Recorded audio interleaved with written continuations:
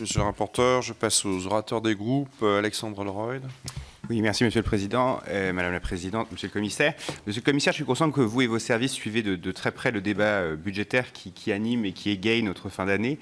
Et je veux profiter de cette occasion pour vous rassurer sur l'état d'esprit de notre majorité qui reste entièrement soudée derrière la volonté de redresser nos finances publiques.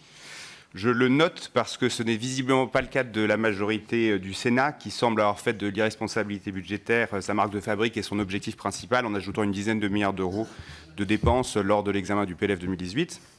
Mais pour en revenir à un regard plus européen et suite à la publication des textes relatifs au semestre européen, j'aimerais vous poser une première question puisqu'il me semble que le lancement d'un nouvel exercice du semestre est aussi l'occasion d'apprécier la façon dont le gouvernement tient compte dans l'élaboration du PLF des recommandations formulées par la Commission européenne au printemps précédent. Ainsi, s'agissant de la France, le dernier rapport pays de la Commission préconisait en matière de fiscalité, et je cite, de consolider les mesures de réduction des coûts du travail afin d'optimiser leur efficacité de manière budgétairement neutre et d'accroître leur effet sur l'emploi et l'investissement, et d'élargir l'assiette globale de l'impôt et de poursuivre la mise en œuvre de la diminution prévue du taux nominal de l'impôt sur les sociétés.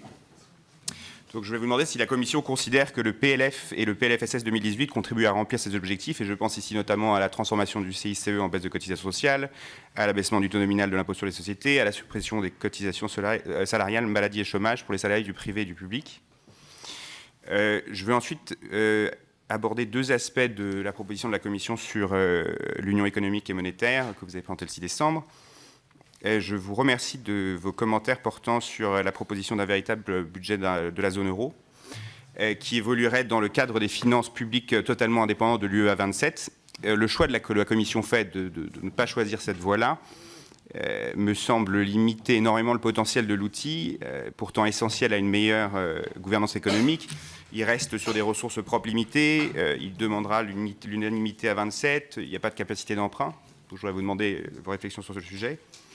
Je salue également la volonté de réintégrer le mécanisme européen de stabilité dans le droit communautaire en le transformant en FME, mais comme vous l'avez dit d'ailleurs, cela n'a de sens que si l'on sort d'une gouvernance intergouvernementale. Or, la proposition de la Commission telle qu'elle est proposée aujourd'hui prévoit une majorité à 85% des voix et maintient donc de facto le droit de veto de certains États membres. Ne faut-il pas être plus ambitieux en la matière ? Merci.